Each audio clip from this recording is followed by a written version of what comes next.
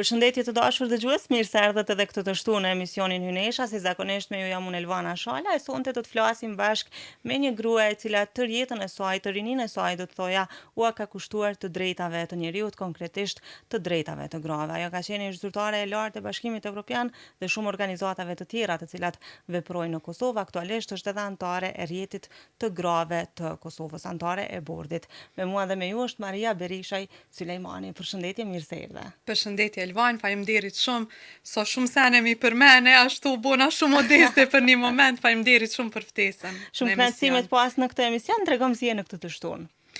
Shumë mirë, shumë e relaksume, mas pari se cëllën herë që takoj ty, unë e nina shumë mirë se ma jep një energji tepër të mirë. Faleminderit. Po dhe studia juve shumë e vogël, modeste, po shumë e lezetshme në energji të mirë, ashtu që bashkë po nina e relaksume. Edhe ju na keni sjell një energji shumë pozitive dhe të mirë, dhe po besoj që publiku sot ka me pas mundësinë me të njoft për te aktivitetit tënd për të drejtat e njeriut siç u prezantova, sepse do të bësh hapjen e kartave të jetës tënde në 3 perspektiva, nga e kaluara deri tek e ardhmja. Para se të vim tek kjo pikë, kam zakon të kthej mysafirët në retrospektiv, me na tregu si kanë qenë ato kur kanë qenë fëmijë. Në këtë rast, kush ishte Maria kur ka qenë fëmijë para se të niste të merrej me gjithë ato çështje të rëndësishme që kanë të bëjnë me të drejtat e njeriut?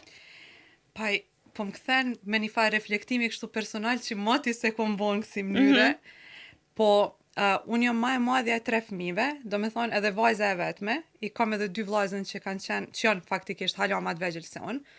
Tash mundesh me paramenu, ti nuk je ma e madhja, po në familje, Jo, jam e treta. mundesh me paramenu që kur je ma e madhja në familje, i ki do farë përgjithësi edhe detyrimet që këta tjertë nuk i kanë, ashtu që unë gjithmonë kam qenë ajo që i ka thy tabut edhe është dash me boj para senet në familje teme, mas një kretë ka qenë shumë ma e letë për vllaznit e mi. Normalisht nuk ka qenë ajo letë për mu, se unë jom ka një qik, e jom rritë në familje edhe pse me 2 prind të shkollume të arritu në sene, po kogja tradicionale, ashtu që për shumë sene më kanë thonë, pse për bën te, ju nuk bën se je vajzë, e mu faktikisht që ajo pak më ka motivu, më ka sfidu, me vazhdu edhe taman mi bu sene që shkom dasht, do me thonë kom qenë shumë këmbgulse, kom qenë shumë energjike, gjithmonë kur i kom pas çështje të cilat kom dasht me arrit, i kom arrit vet, kom qenë dikush që ka qenë shumë komunikative, kom qenë dikush që ka qenë shumë kështu që ka pas aspirata mi mbri senet, po mi mbri senet vetë. Se të njëtën teme, dhe kjo është një karakteristike e jame që mu më ka përcjell faktikisht edhe kur jom rrit, që shumë shtet në forcat e mia, edhe nuk lypi shumë ndim, nuk di është kjo sen i mirë, është sen i keq, po që ashtu im si personalitet, ashtu që krejt senet e mia që i kom arrit njet, i kom arrit vet, edhe ajo është po me një këmbgulsi që unë e kom pas qysh kur kom qenë shumë e vogël. Ashtu që këto janë disa karakteristika që mu më kanë, do me thonë, më kanë... Si fëmijë dhe qeri, pra fakti që je marrë shumë gjatë dhe në moshë shumë treme çështjen e drejtave të njeriut buron pikërisht nga veçlia, do të thoja, kur ty prindërit ndoshta pa të keqe, natyrisht kanë thënë pse po i bën ti sepse je vajzë. Gjithmonë ka ekzistuar ky lloj mentaliteti patriarkal që disa gjëra janë të destinuara vetëm për djemt ose vetëm për meshkujt, kështu që ke dashur me thy këtë tabu besoj. Shumë mirë e the, unë faktikisht nuk e kom pan që të form deri shumë vonë. Nuk e kom bo ndërlidhjen e këtyne 2 gjanave derisa nuk e kom bo kogja një farë moshe. Zakonisht njerëzit thonë që në familje kam pas kështu modele të forta, mbas cilat i kam pa dhe mas ne jom bazun ato modele dhe kanë dashur me vazhdu jetën e tyne. Unë e kom pas mamin edhe hala është shumë e fortë dhe fuqishme. Mirë po besoj që do tabuja e do sen është dash vetë mi thy, edhe vetë është dash gjithmonë me luftu edhe në familje teme për vendin tem, për drejtat e mia, edhe shumë mirë e the që ajo energji mu mas anej sigurisht më ka dhënë kështu një fashtytje, po që mu marr me aktivizëm edhe kur, do me thonë, kur kom qenë ma e rritun. Kur të rritesh. Si ka vazhdu pastaj pjesa e shkollimit, shkolla e mesme, fakulteti për Marien, cilat kanë qenë sfidat më të mëdha në atë periudhë? Une, faktikisht, unë kom lindë në 84-ën, tash mundesh me bo një llogaritje sa mosh ka me sa me vjetër, po une fatmirësisht krejt shkollimin fillor edhe të mesmen e kom kalu në institucione shkollore, do me thonë neve nuk na kanë zënë ajo periudha e shkollave shtëpia, se unë shkollën fillore komplet e kom kry në shkollën time, do me thonë në Ilirin Breg të Diellit, në Prishtinë këtu, ndërsa shkollën e mesme kemi qenë gjenerata e parë e mbas luftës që jemi kthy në banka shkollore në vitin e parë të shkollës. Ashtu që kom qenë në gjimnazin Sami Frashëri, në drejtimin matematikor, edhe ka qenë një periudhë shumë interesante. Shkolla fillore, mbaj mend që kom kriju kështu shumë shoqni, kom mësu, kom kriju atë sensin e parë të komunitetit, të shoqënimit në shkolle të tjera, më kujtohet periudha në të 90-tat, që ashtu më kujtohet shumë mirë, ka qenë shumë periudhe vështirë në Kosovë, tash unë e tregoj prej pikpamjes teme, po kjo ka qenë e vështirë për gjithkon. E kujtoj që ndërmjet klasës të parë dhe dytë ka pas një egzot shumë të madh të nxënësve, do me thonë që kanë lshu Kosovën edhe kanë shku në ato vite në Gjermani, në Zvicër për me jetu, edhe më kujtohet se cilën herë kur u ktheshim prej pushimeve, neve na mungojshin 3-4 veta në klasë, edhe ka qenë diçka që në atë kohë nuk më ishim me kuptu si fëmijë, sepse po ndodh ashtu. Mas ne kom pas mësuesin që e kom pas fantastik, mësuesin Ramadan, i cili kur edhe ai pat emigru në Gjermani, edhe e di që neve na i pat lani boshllak tepër të madh, se kom thonë tash po shkojnë nxënësat, po na shkojnë edhe mësuesit dhe me kon mesim na tjerë, ta din. Vetë se ai ka luajt një rol shumë kështu të rëndësishëm në formimin ton, se ka qenë shumë kështu principial, na ka shti me lexu shumë, mu interesu shumë, çdo që ka qenë në çat krizë, ai ka ardhur kështu çdo ditë në shkollë dhe na ka dhënë vullnet me mësuesen, ashtu që mësuesin Ramadan unë mas ne e kom taku, ai është noshe mire jeton në Prishtinë, është kthy prej Gjermanisë, me sa e di une, ashtu që i maj do momente të caktume prej shkollës fillore. Si të tilla. Edhe ka qenë edhe mësuesja shqipe që mas nej ka qenë dikush kështu që ka ndikuar shumë pozitivisht në formimin tem, me një butësi shumë ndryshe për mësuesit Ramadan, po të dytë edhe mësuesi Ramadan edhe mësuesja shqipe për mu kanë pas shumë rëndësi në formimin tem deri në moshën 15 vjeçare. Mas nej kom kalu në shkollë të mesme.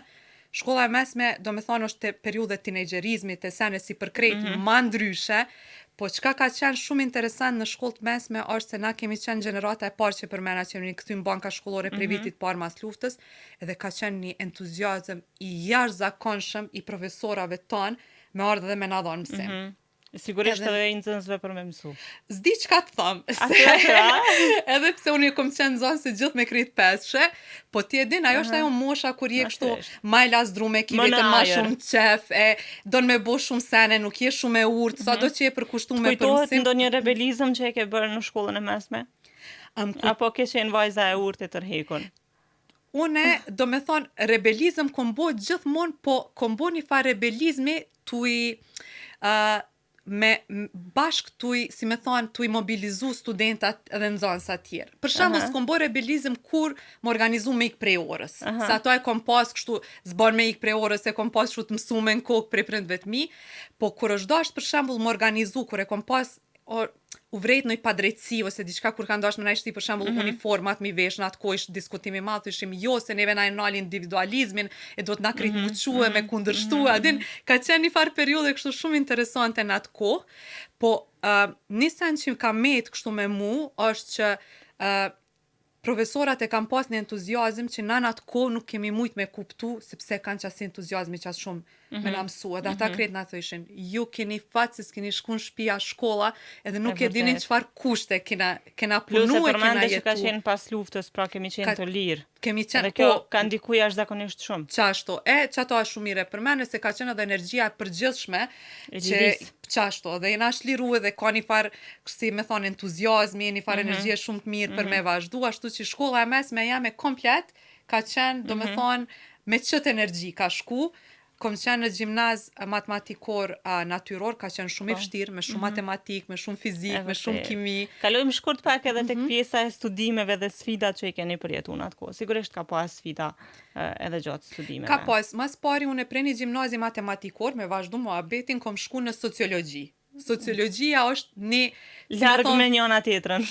Ashtu, unë shumë e du sociologjin, unë kom kry fakultetin, kom bachelor edhe kom magistratur në sociologji, mendoj që është një shkencë kështu shumë e bukur, që të mëson edhe për veten, edhe për jetën, edhe të përgadit për shumë profesione, ashtu që sociologjia mu bukvalisht mi ka hap syt, që krejt botën edhe ngjarjet mi pa me një sy shumë kritik, po ka qenë një moment shumë interesant kur unë ju kom kallzu në shtëpi, se unë e babin edhe mamin i kom pas përkrahje shumë të madh për shkollim.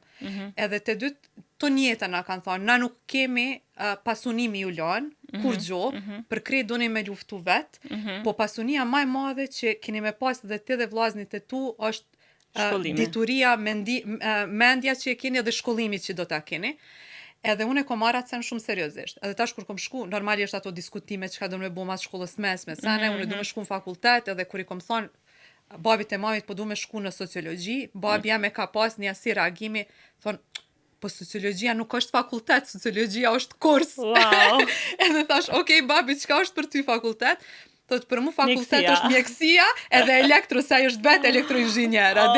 Thash, po, okej, s'tash me bojna një përjashtim, unë po shkoj me një kurs që ju pe qunin sociologji, po du me thonë që nuk është me rëndësi se këtu e kom kuptu masanena, ka qenë si me thonë ndoshta dhe ndamja e pare, jamja e pare madhe në pikpamjet e mia me print e mi, në kuptimin që e kom pa që është edhe okej mos mu pajtu me kresane që të thojmë print, e para, edhe e dyta, që unë është dash tash mu mundu me qenë ma e mira në sociologji, për m'ju tregu prindve të mi që sociologjia nuk është kurs, po që është një shkencë shumë serioze edhe bukur për mi shoqëri, po aty e kom kuptu dhe një sen, që qka do që të zgjedh me studiose me bon jetë, çka do që është diçka që ty për një me do të me të flajt, edhe diçka që ti duesh me dasht, edhe nëse është qashtu, ti ki me bo që atë sen mas mirë ti njetë. Shumë e vërtet. Edhe që ato e kom shkurt prej... Jemi në minutat e fundit të pjesës së parë, se e pretën për ndrejt diplomimin, pastaj prej këtij kursi, si që po e quan të sociologjisë. Kam përshtypjen që ka ndru komplet pastaj koncepti për to. Ka ndru komplet koncepti. Ndoshta kur flas unë i përmendi printe mi shumë se kanë qenë kështu shumë rëndësi në formimin tim.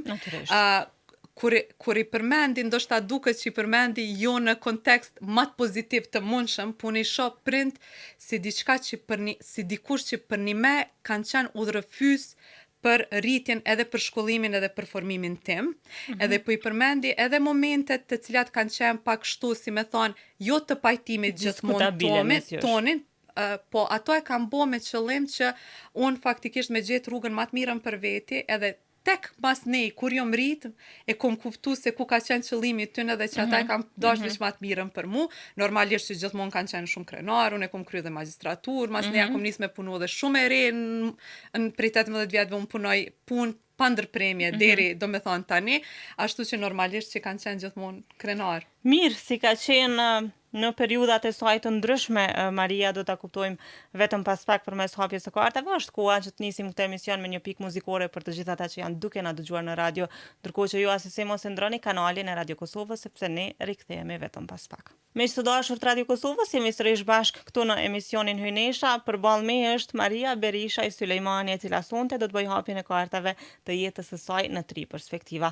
Shkurt përmendëm edhe folëm pak për jetën e saj, si ka qenë ajo kur ka qenë fëmijë, por cila ka qenë e kaluara e saj përmes kartave, e tashmja dhe e ardhmja e afërt. Do ta kuptojmë sapo ajo ti hape, dashura i gati. Po, zgjidhe një kartë nga e kaluara, nga e kaltërta. Okay. Në fillim, në mes, në fund, ku të duash. Hajde.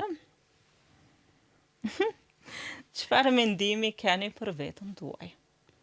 Në lidhje me atë që e diskutuam në fillim, pra prej kur ke qenë fëmijë deri në ditët e sotme, kur kthehesh edhe e bën një rezume kështu të përgjithshme, çfarë mendimi ke për veten tënde?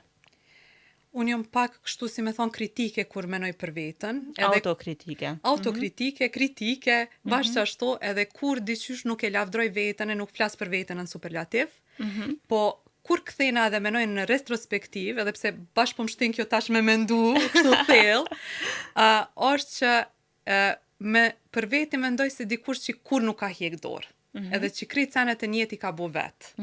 Edhe mu që ajo m'jep një farë satisfaksionit të papam në jetën teme. Ashtu që kjo është pjesë e personalitetit, unë gjithmonë kom qenë ashtu që kjo është mendimi me përmbledh me vetë për vetën teme. A është mundu, Maria, që atë mos heqje dorë, ta transmetoj edhe tek të tjerët ose të tjerat? Tek gratë e tjera, sepse është shumë e rëndësishme. Shumë i rethe, sa jo mundu në me transmetu në punën teme, unë e qaq kom mësu prej grave që nuk kanë hjek dorë. Pse kom mendu që unë tash shkoj me punë dhe flas me gra dhe ju transmetoj dije ose çka do për çka do që kom shku, qaq ma shumë kom marrë unë energji edhe kom marrë virtyte prej atyne grave që kur nuk kanë hek dorë. Une kom vrej që gratë na jon shtylla e shoqënisë tonë. Gratë, jo vetëm gratë të cilat janë në për qytete normalisht që kanë mundësi me mbri pozita, me kry shkollë, po gratë të cilat janë në vise rurale, të cilat jetojnë në mjedise shumë patriarkale që nuk kanë pas mundësi mu shkollu e mi arrit gjitha ëndrat e veta. Plot herë jom taku me ato gra, kom bisedu edhe kom pa që ato prej kur gjohit kanë mbri me bo diqka, kanë mbri me luftu që atë mjedisin patriarkal, kanë mbri me e njek një ndër të tyne që i kam pas. Kom taku shumë gra që kanë nis për shembull biznise prej kur gjohit, prej zeros. Edhe tash e mojnë komplet familjen. Do me thonë, edhe janë komplet biznise modeste, shumë kështu të lezetshme, po janë gra të cilat unë i kom pa që nuk kanë hjek dore, kanë pas një ëndër, janë martu, kanë bo fëmijë, i ka përmbledh jeta përpara dhe një moment që kanë gjetë një kohë për vete, masanej e kanë vazhdu ëndrën ko e kanë lanë. Ashtu që unë e frymëzimin e marr shumë prej grave që kom taku në punën temet përditshme. Maria e tha që punonin nga mosha 18 vjeçare, që të thotë është një rrugtim shumë i gjatë, e thash edhe në fillim në pozita të ndryshme, kryesisht në organizata ndërkombëtare cilat veprojnë në Kosovë, po a ke pas momente kur të është kërku të dorëzohesh, sepse po flasim gjatë gjithë kohës për faktin se si e mësu të mos dorëzohesh, të mos heqësh dorë, ky është personaliteti i Marijes, po në një moment të veçantë, a ke pasur moment të atill që të është kërku të dorëzohesh? Ka pas momente që unë kriju situata që unë me u dorëzu, edhe po natyrisht mu këto veç më kanë sfidu, që unë me gjetë mënyra tjera me vazhdu, mu përshtat edhe normalisht mos mu dorëzu. Na e dim kështu si gratë reja në Kosovë, po dhe si shtet i ri e si shoqni, që për neve mu dorëzu kur s'ka qenë opcion. Natyrisht. Prandaj, na gjithmonë kena gjetë mënyra që me te i kalu, do me thonë që ato situata në cilën prej neve është kërku që diçka nuk bën, me bo diçka ndryshe, me hjek dorë, po neve ajo veç na ka frymëzu që me gjetë një mënyrë për me vazhdu ma tutje. Çka thotë tashmja në këtë pikë, zgjidhe një kartë nga e kuqja? Ta shohim. E lexon ti? O e gjatë.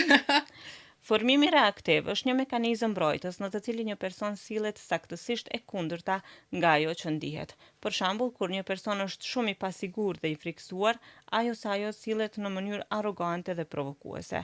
Kur dhe si e përdorni formimin reaktiv si mekanizëm mbrojtës, jep një shembull. Për formimin reaktiv që tash për herë të parë po po vje dhe po mësoj diçka në emisionin e ju. Për me ta thjesht su pyetjen, a ka momente kur Maria sillet saktësisht e kundërta nga ajo që është për shkak të pasigurisë së saj në një moment të caktuar? Po, ka momente në të cilat ndoshta isha dasht me qenë kështu shumë ma e ashpër, me dikon në një situatë të caktume, unë e zgjedhi që me qenë shumë e mirë, edhe me kriju një mjedis të pajtimit, në mënyrë që kjo nuk është tepër shumë në kundërshtim me natyrën teme, se faktikisht unë gjithmonë mundohem me kriju në kundërshtim me situatën aktuale.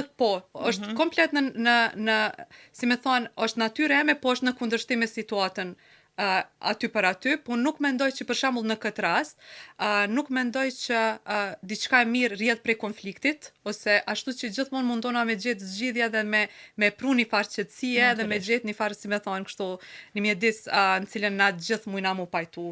Edhe kjo është që ka pas moment që je sjell ndoshta më butë se sa që është dash në një situatë të caktuar. Ka pasur raste kur të është keq përdorur mirësia dhe butësia jote? Po ajo ndodh gjithë kohën, po nuk do me thonë që unë jam naive dhe nuk e vrej ato. Unë nuk e ndroj veten për shkak të një mjedisi ndoshta që është toksik, ose ju ofer, ose që e kërkon një gjatë të tillë prej meje. Unë gjithmonë kam e mbeq ajo që jam, do me thonë gjithmonë i shikoj senet me mirësi, me pozitivitet, edhe masanena normalisht njerëzit e duhun që duhet me mbet në atë mjedis gjithmonë do të mbesin, po qysh edhe për mene jeta na fërflon, si me thonë, edhe na ballafaqon edhe me njerëz të tillë të cilët nuk i përkasin natyrës tonë. Qashtu dhe po gjithmonë do të më mundu, unë menoj që me një dialog të hapun senet mujnë me u zgjedh, e në qofë se nuk mujnë me zgjedh, gjithmonë unë e zgjedhi me i thjesht me injoru atë pjesën që nuk më pëlqen edhe me marr për njerëzve ndoshta vetëm atë mirën që më mujt me kriju një farë marrëdhënie me atë person. Mirë, çka thotë e ardhmja dhe e fundit për këtë raund?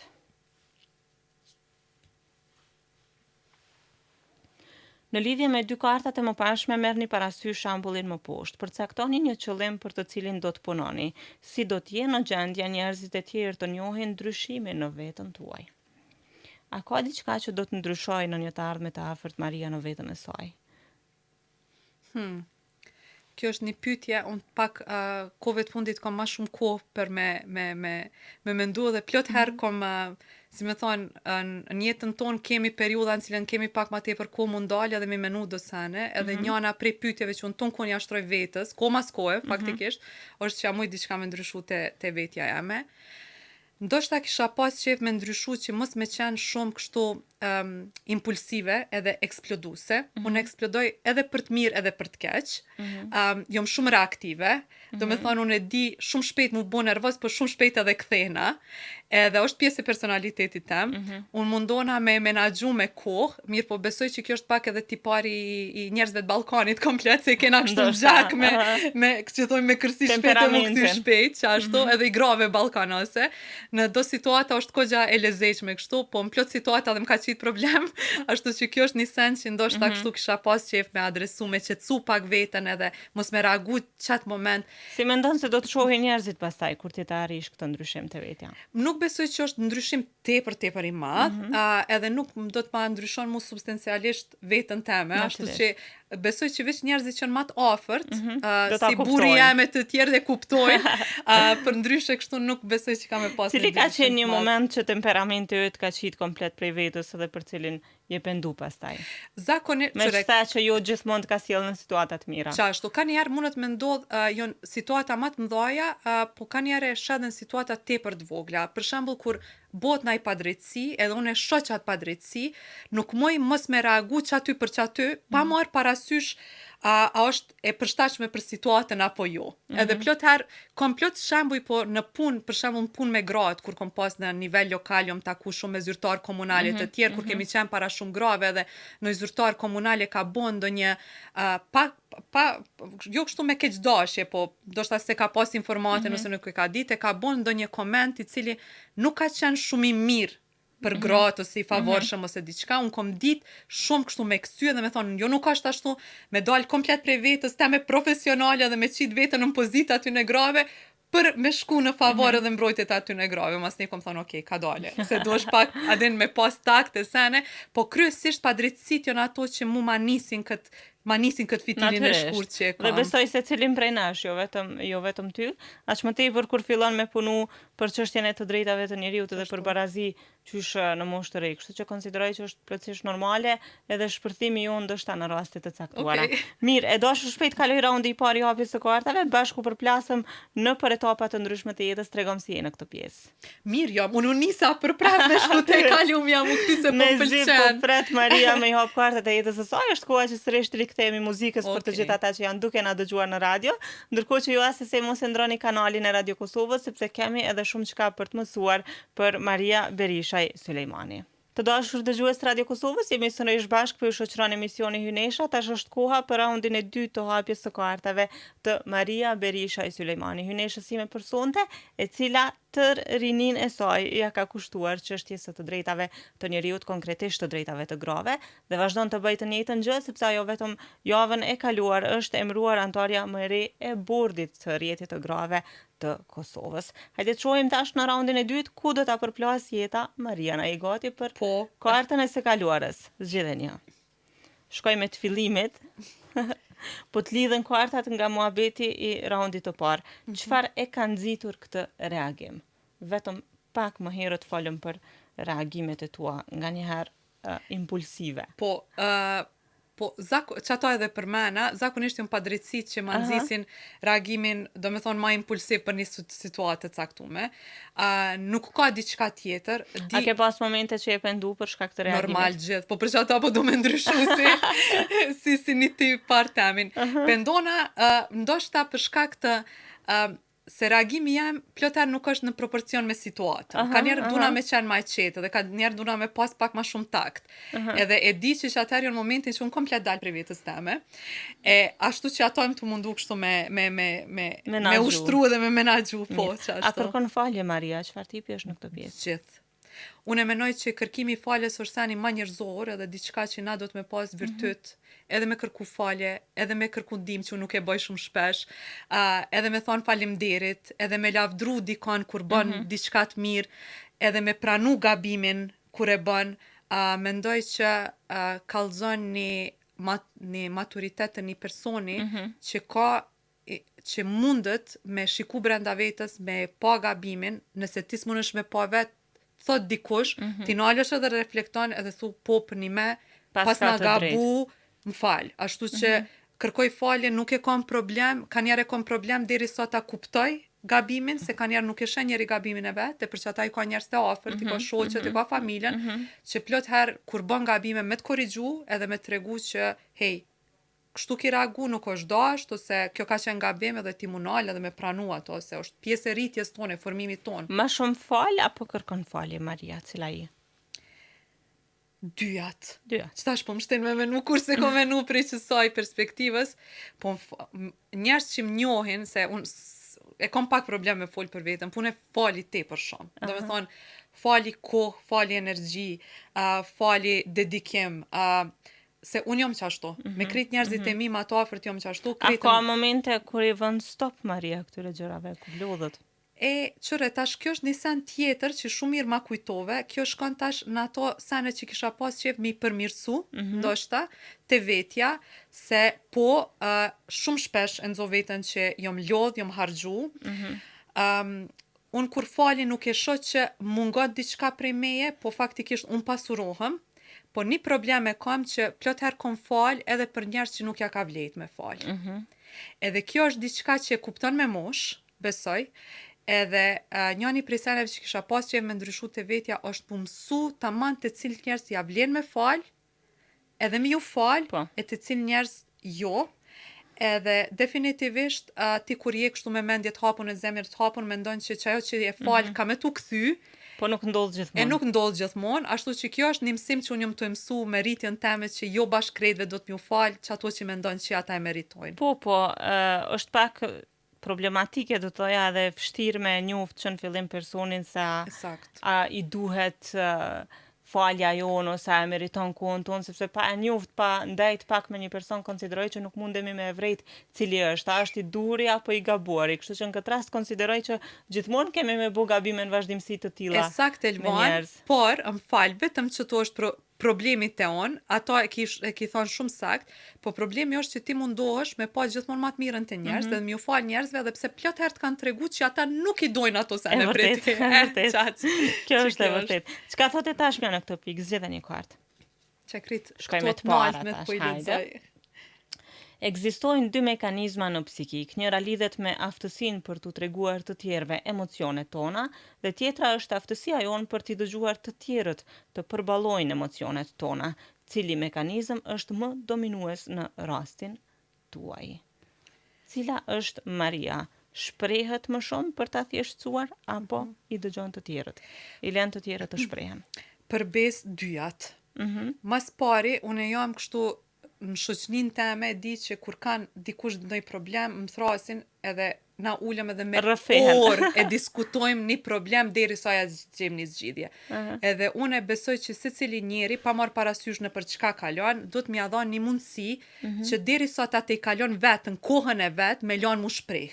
Ashtu që ato e kam edhe jom kogja ndigjuese e mirë, edhe pse kështu s'kom durim për shumë sene tjera, po për mu dikon të afër me ndigju edhe me ndihmu jom gjithmonë aty. Po masa ne edhe keq përdori që ato, se kur kom unë e nevoj, keq përdorin thojza, kur kom unë e nevoj, pres që ata njerëz me qenë aty për mu. Sa herë është gënjën këtë pikë, se kom përshtypjen që krejt ne që i dëgjojmë të tjerët, pak ka nerva me na dëgju neve pastaj. Plot herë. Edhe, po unë prapin dëgjoj ata. Do me thonë që kjo është ajo që kthehem te ajo pika që tash do të mi ndryshune, nështë do sene mi pa pak ma ndryshe do gjana, po definitivisht do me thonë, plot herë, po ka njëherë njerëzit kalojnë për situata që janë shumë traumatike dhe tranda për ta, edhe besoj që pa dashje lëndojnë njerëz tjerë. E vërtet. Ashtu që gjithë mundona me pa ma të mirën e mos m'ja nxan për të madhe, edhe gjithmonë mundona me qenë aty për ata, në qoftë se unë e besoj kështu se e mira me të mirë kthehet, nëse nuk kthehet në qatë moment, dika ka mu kthy, Dika. ashtu që unë e punoj, ndoshta duket pak kështu naive, po nuk e shoh me atë naivitet, e shoh me një farë zemërgjënësi edhe për një me, nëse ma shumë njerëz kishin qenë të tillë, mendoj që kjo botë kishte qenë vend pak më i mirë. Pa asnjë diskutim. Po në gjithë këto angazhime që i ka Maria të përditshme edhe të jetës së saj, sa ka kohë për veten e saj edhe për argëtimin e saj? Unë e kam kështu, anglisht thonë work hard, party harder. Kjo i bjen puno shumë, po edhe knaqu tepër shumë. Okay. Unë e kam qëtë si me thonë filozofi, unë e kohën e punës e kam punë, edhe në se cilën punë munona me gjetë edhe argëtim, se cilën shkumi unë që e kam pas në teren, për shembull me shoqërinë time se në punën e fundit që e kam pas, na kemi dalë shumë teren, që për mena kena folë me shumë gra, jena taku, kena pas, do me thonë, aktivitete, unë edhe atë udhtimin me makinë që kemi pas deri te një katon dika e kom bë kështu me muzike, me kënaqësi, me kolege, ashtu që mundona që gjithmonë edhe me punu me balansu, po edhe me pas, do me thonë, kënaqësi, unë menoj që shumë është me rëndësi puna ta jep një identitet, ta jep një obligim, Po edhe me është shumë e rëndësi në rëndësi, fund të saj. po nëse me qatë punë nuk mundesh mu kënaq, unë besoj që jetu e bo punën e gabume. Absolutisht. Na përmende pak që e don shumë muzikën, vim tek një pyetje tjetër më njëherë pas kartës së ardhmës, që është e fundit për këtë edicion. Në lidhje me dy kartat e mëparshme, merrni parasysh shembullin më poshtë. Çfarë ju lodh fizikisht apo emocionalisht në lidhje me temën që po diskutoni? Si mendoni se do të rifitoni ekuilibrin? Çka të lodh fizikisht ose emocionalisht, Maria, në përditshmërinë tënde? Fizikisht, punën që e kom pas në teren, edhe pse është interesante, fizikisht ka qenë shumë e lodhun. Se çdo herë udhton prej një vendin tjetrin, kalon një kohë shumë të gjatë në trafik, në makinë, mas një takime me njerëzit të tjerë, ashtu që kjo është pjesa fizike që më lodh, po nuk besoj që pjesa fizike është pjesë determinuese që më lodh tepër shumë. Fizike është ajo që ti lodhesh, flan, pushon edhe të kalon. Pjesa psikologjike është faktikisht ajo, besoj që nuk kalon me një gjumë, nëse je lodhur psikologjikisht, psiqikisht, ti duhesh me pas një farë kohë që e merr për veti, për reflektim, u distancu prej situatës edhe me te kalu. Çka bën Maria në këtë rast kur ndihesh e lodhur psiqikisht? Zakonisht ri vet, kqyri filma, ndigjoj muzikë, ose thjesht i thirri shoqet edhe dal me hec. Unë natyrën e du tepër shumë, pranverën e du tepër shumë, verën e du tepër shumë. Ashtu që në situata tilla kom qef me qenë rrethume me natyrë, me gjelbërt, me qetësi, edhe mas ne ka dale kështu e recharge veten, që thonë e mbush veten qashtu. Mirë. Me strehishtash shpesh herë e përmende muzikën, që do të thotë se Maria e don shumë muzikën. Jo pashka s'po ta bëj këtë pyetje, cila do të ishte një dëshirë muzikore që ne mund ta plotësojmë për ty sonte në këtë emision. Po më shtin me mendu që tash, se i kom 100 sene që më të i blu në kry, po ndoshta mundemi me lëshu Ray of Light të Madonës. Okej. Mirë, do e dëgjojmë vetëm për dëshirën e Maria Berisha i Sulejmani, hynë e shësime për sonte Ray of Light të super yllit Madonna, ndërkohë që ju mos e ndroni kanalin e Radio Kosovës, sepse rikthehemi me raundin e tretë dhe të fundit. Ta shohim tani ku do ta përplasin kartat Maria Berisha i Sulejmani. Ne kemi ardhur tek raundi i tretë dhe i fundit, e dashura i gati. Po. Hajde një kartë nga e kaluara. Don me shku prap me të parat. Okej. Çfarë mendimesh të pakëndshme keni zakonisht për atë që keni diskutuar? Ne folëm për shumë perspektiva të jetës tënde, për shumë etapa të ndryshme. Kur i kthehesh edhe e mendon të tërën si tërësi, cilat janë mendimet më të pakëndshme që të vinë në mendje, për cilat periudha? Unë kam një farë zakonit që blokoj mendimet të pakëndshme, edhe mundona mi pasi një farë andre e keqe që i kanë qenë edhe që vazhdojnë. Nuk besoj që do të me majtë mendimet të pakëndshme, se kështu si me thonë toksike për mu. Ashtu që edhe që ato senet pakëndshme, besom që dyshysh i kaloj edhe komplet i te kaloj dhe nuk menoj për senet pakanshme që më ka ndodhur në jetë. Ka momente të caktume me njerëz të caktum, normalisht dhimbta, thymje të tjerë, po të cilat një sene kam të mirë se prej krejt këtyne mundona me mësu diçka. Ashtu që prej krejt këtyne momenteve të pankëndshme, u bo që kjo marri që është, se unë diçka kom mësu, prej se cilës thymje, ose problem, ose ramje që e kom pas. A i përsërit gabimet. Po normal, është njerëzore. Normal që i përsëris gabime, mësoj shumë prej gabimeve, po tani kur i përsëris... Nuk janë të njëjta, nuk sigurisht. Janë qashtu. Boj gabimin, po e boj gabimin në mënyrë tjetër. Pak ma ëmbël. Qashtu, unë besoj që është shumë njerëzore me gabu, është shumë njerëzore se qashtu në arritami faktikisht, prej gabimeve tona mësojmë, unë e kam edhe një zakon që mos me ndigju shumë që ka më thonë njerëz tjerë, edhe me më thonë mos e bo se zban qashtu, unë e duna vetë me bo qatë gabim, për me kuptu se prej qasoj rritna, ashtu që gabimet jo normale, jo njerëzore. Çka thote tashmja në këtë pikë, zgjedhë një kartë. Kur jemi të mërzitur ndonjëherë, nën A, drejt njerëzve, ne flasim me ta, kërkojmë ndihmën e tyre dhe presim mbështetjen e tyre. Nën B, shkojmë kundër të tjerëve, i konsiderojmë ata fajtor, grindemi me ta dhe futemi në konflikte. Dhe nën C, largohemi nga njerëzit, izolohemi dhe problemin e zgjidhim vetë. Cila nga këto ju ndihmon më shumë të qetësoheni dhe si ju ndihmon? Shumë e qartë. Është Maria në këtë rast. Beja për mu kur nuk funksionon, se nuk kam qef konflikte dhe nuk kam qef me shku kundër tjerve, se jo që nuk moj ose nuk mendoj që duhet faktikisht, po mendoj që është humbje kohës me pas konflikt me dikon. Thjesht, do të me mundu, me reflektu, ashter është kjo cëja që mu largu pak me pas situatën prej një perspektive kështu të qetë, edhe normalisht mu kthy te aja, gjithmonë mu kthy te njerëzit e tu të dashun, mu kthy në familje, po jo familje në kuptimin e ngushtë të fjalës, po familjon edhe shoqënia e ngushtë, edhe bashkëpunëtorët e ngushta, te cilët mundesh ndoshta edhe mu rrëfy, edhe me diskutu, po dhe me mundu me gjetë zgjidhje për një situatë në cilën. Cili është personi i parë që Maria e thret kur ndihet e mërzitur?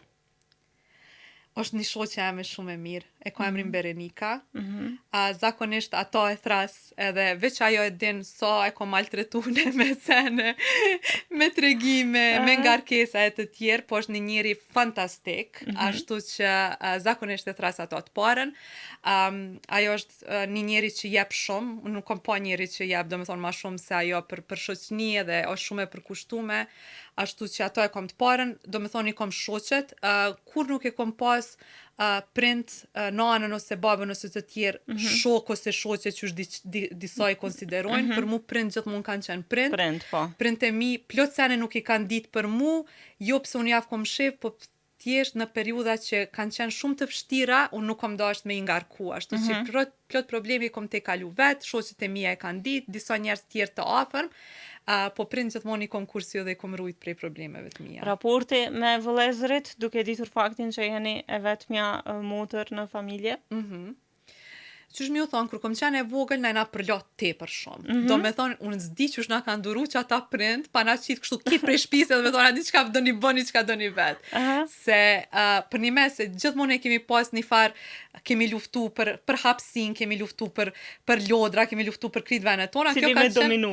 Qashtu, kjo ka qenë deri dikur, me një moment, mas neja kemi nis shumë u afru me njëni tjetër. Edhe me të dytë, me një vllaj kam 2 vjet kështu diferencë, me tjetrin 6, me të dytë jom shumë e afërt. Edhe tash kemi sene që diskutojmë, Nina diqysh e privilegjume se jom veç një motër, ashtu që plot herë krejt, do me thonë fokusi është e unë edhe ndihma e tyne të tjerë, jom për një me shumë fantastik, njëri jeton në Belgjik, është i martu mi ka 2 fëmijë, ata 2 fëmijë unë i du tepër shumë, se janë kështu, si me thonë, jënë tepër të mirë dhe halla normalisht që i lazërën se halla e ka qatë detyra, një hallet të tezët të sene, tjetëri jeton këtu në Prishtinë, ashtu që jam shumë e lidhur me ta. Mirë, çka thote ardhmja dhe e fundit për këtë edicion, shpejt ardhëm drejt fundit. Në lidhje me 2 kartat e mëparshme merrni parasysh shembullin më poshtë. Zakonisht besohet se ajo në të cilën ne investojmë energjinë tonë, gjithashtu rritet. Rendisni 3 gjëra për të cilat ndiheni personalisht krenare dhe në cilat keni investuar shumë nga energjia juaj. Për çka është krenare në jetën e saj Maria? 3 gjëra. Mas pari jam krenare për krejt shoqet e mia që i kam, edhe marrëdhëniet që i kam bri me kriju dhe me mirëmbajt me to. E dyta jam krenare për krejt marrëdhëniet në familje që i kam mirëmbajt ndër vite edhe veç janë zhvillu. Edhe treta jam shumë krenare për rrugtimin tem profesional, të cilin e konsideroj shumë aktivizëm se udhtim profesional, veç udhtim profesional. Ma shumë jetësor ndoshta do të Po, thoja, se një mision farë jetësor. qa e din edhe vetë, se dhe vetë ja aktiviste dhe ki taku edhe din ti që na që punojmë në fushën e drejtave të njeriut kryesisht, për neve kur nuk është një punë, po është aktivizëm. Shumë e Edhe ajo, pa marrë parasysh në cilat organizata punojmë ose çka do që i bojmë, aktivizmi jonë veç transformohet edhe kur nuk nalët. Ashtu që për këto 3 sene jam kështu krenare. Maria, tani që jemi në fund të hapjes së kartave, do me thënë ka që ishte minutazha sa i përket kartave, dua të bëj një pyetje të fundit në lidhje me si e sheh Maria tash situatën e të drejtave të njeriut në Kosovë, konkretisht pozitën e gruas. E tham në fillim që aktualisht jeni emëruar edhe antare e bordit të rjetit të grave të Kosovës, kështu që si e sheh ti nga perspektiva jote. Mas pari, faleminderit për pyetjen, kështu një pyetje pak më profesionale prej atyne të tjerave. Mas pari jam shumë e lumtur që jam pjesë e rjetit grave, unë mendoj që ata bojnë një punë fantastike, kanë një ombrell të organizatave të grave, të mëdha të vogla që bojnë puna të ndryshme, po të krejt me një qëllim të fuqizimit të grave në shoqërinë të Kosovës. Prandaj jam shumë e lumtur që kam një mundësi me punu më për afër me këto organizata. Gjendje në të cilat gratë janë edhe organizatat e grave në Kosovë nuk mujna me nda prej një konteksti global për momentin, për mo është kjo problematike dhe shqetësuese se jemi tu pa disa lëvizje në botë të cilat nuk janë të favorshme për gratë. Edhe mendoj që kjo është një problematike madhe, e kemi pa që një sen që na ka mësuar këtë kohë, kjo kohë e fundit, zhvillimet e fundit është që asë një drejt nuk mundemi me marrë si të mirëqen, edhe thojmë që i kemi mbri këto drejta edhe u kry, kemi pa shumë këthim në drejta të shumta se përket drejtave të njeriut edhe në drejta grave. Tash kjo normalisht që faktikisht ndoshta na jep të kuptojmë që gjithçka është relative në jetë. Ashtu normalisht, po edhe në Kosovë po shihet një farë trendi i kthymjes mrapa sa i përket luftimit të drejtave të grave. Prandaj është edhe më fisnik misioni që me qenë pjesë e një lëvizje tash, kur është më vështirë, se kur është lehtë, gjithmonë është vështirë për gratë, ta themi, veç që ka kohë kur është më vështirë edhe kur është më lehtë. Po nisen unë e them, mas pari gratë të cilat luftojnë për gra në Kosovë janë shumë. E dyta, gratë i kena tepër të forta, tepër fantastike, se e majnë, unë e thom që gratë të na e majnë shtetin, puna e papagume e grave të na e zaventson punën e shumë institucioneve të tjera, kujdesim për fëmijë, që shumë gra nuk mujnë me çu fëmijët në qerë dhe se nuk kanë, e bojnë gratë, kujdesim për të moshuarit, sepse nuk kemi institucione të tjera, e bojnë gratë, për shtëpinë dhe gjithçka tjetër. Pastrimin e shtëpisë të tjerë, ashtu që faktikisht e na gratë dhe puna e tyne e majnë shtetin. Unë jam shumë e kënaqur deri ku kam bri lëvizja edhe feministe grave, po dhe për drejtat njeriut e barazi gjinore të tjerë në Kosovë. Tani jemi dëshmitarë edhe të pjesëmarrjes tepër të lartë në politikë. Rreth 40 gra janë pjesë e kuvendit Kosovës aktualisht, që pritet edhe betimi i tyre. Po, unë besoj që jam pak, nuk e kam bo analizën e këtij legislacionit fundit, po besoj që jam pak më shumë se 40, se gjithmonë e kanë kalu qashtu, e kanë kaluat minimumin për 30%, edhe shumë gra jemi tu pa që janë tu zgjedh pak votën gjinore që është në kuvend, unë mendoj që ka qenë edhe është një mekanizëm qashtu, është një mekanizëm fantastik edhe i nevojshëm për fuqizim të grave, po fakti që shumë gra po zgjedhin pak votë gjinore na tregon që kvota gjinore është të e kry punën e vet. Ashtu që nuk jemi keq me pjesëmarrjet grave në institucione, gjithmonë mundet me qenë më mirë për pjesëmarrjet grave në borde dhe në pozitat e menaxhmentit të mesëm. Mirë po na probleme kemi me gjendjen reale në terren, se ato edhe biseduam në fillim, jo gjitha gratë kanë mundësinë mu shkollu dhe marrën pozita ku janë. Ashtu që këto gratë të cilat janë në pozita dhe kanë pas një fat e kanë punu shumë për me mbri aty, tash duhet me punu për këto gra, me u kriju hapësinë edhe me u kriju vend për mundi gjuzani i tyne. Absolutisht, edhe unë jam shumë e bindur që secila pak nga pak do të bëjmë ndryshimin që e duam ta shohim në Kosovë. Natyrisht jemi dëshmitar të faktit që ka pas progres të jashtëzakonshëm prej viteve 80-90, siç e folëm në fillim, po gjithsesi asnjëherë nuk është mjaft për të punuar për pozitën e gruas në shoqëri. Dhe jam e bindur që ti bashkë me rjetin do ta bëni të pamundur këtë gjë. Edhe me ty, edhe me gjitha gra tjera që na rinë gjithë bashkë në aktivitete. Patjetër, e dashur, kaq ishin minutat për këtë emision, tregom krejt në fund si po ndihesh. Shumë mirë, am kishti me reflektu edhe me mendu për do sene që sigurisht se kisha bo vetë, ashtu që ponina shumë aj përmbushën se kur kom ardhë, faleminderit shumë. Një porosi të nden për fund për të gjitha ato gra dhe vajza që janë duke na dëgjuar në valët e Radio Kosovës. Mas pari kur nuk jeni vetë, edhe që drejtat e juve nuk janë diçka jashtëzakonshme, po në drejtat e njeriut, ashtu që doni me pa prej atij aspekti edhe definitivisht kur mos punal. Shumë porosi e bukur, e dashur, faleminderit shumë, kisha kënaqësinë e veçantë me të pas pjesë të këtij emisioni, uroj suksese dhe gjitha të mirat. Faleminderit shumë, kënaqësia ke e mje.